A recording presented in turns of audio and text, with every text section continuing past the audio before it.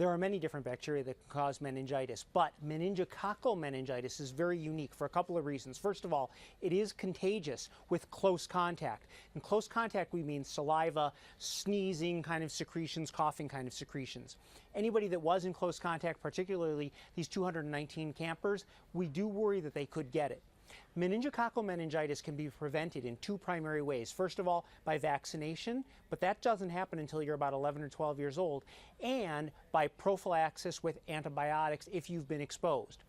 So for the 219 people that are being contacted by the health department, they are recommended to see a doctor and potentially be put on antibiotics to prevent them from getting meningococcal meningitis, not to treat meningococcal meningitis. So prophylaxis means you are giving them antibiotics to prevent them from getting meningitis, not to treat meningitis.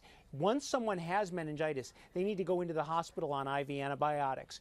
Meningococcal meningitis is a very serious disease. It can get worse very quickly. Someone can go from literally having a headache and fever to being in a coma within a period of 6 hours even. So that's why we worry about it. And the antibiotics to prevent someone from getting it if they've been in contact are most effective if they're given within the first day or two. That's why there's some urgency here.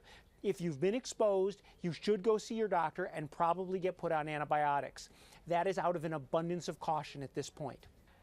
The symptoms of meningococcal meningitis are not any different than the run-of-the-mill meningitis. That is, it's going to be headache, fever, stiff neck, trouble with bright lights, changes in level of alertness. The unique thing about meningococcal meningitis is it sometimes causes a rash. It'll be a red rash with either little pinpoints or sometimes a blotchy, bruised-looking rash. If you get something like that, that is more than extremely serious. That is an emergency that needs to go to the emergency room right away.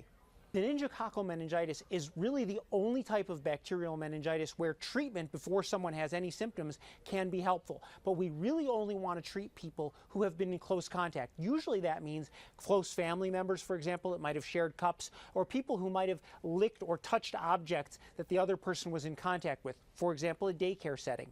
That's why they're being very cautious in this circumstance. Even though this was an adult counselor dealing with children, they may have had something going on. Maybe they were coughing or sneezing, and they may have exposed more children to the meningitis bacteria. I really want to emphasize meningococcal meningitis is a much more serious form of bacterial meningitis. It is not the common bacterial meningitis. And as far as where this person might have gotten it from, there are random sporadic cases that just pop up. That is, some people just naturally have the bacteria in their bodies and it can infect them spontaneously. There is a vaccine available to prevent meningococcal meningitis. It covers 4 and sometimes 5 different strains depending on the vaccine.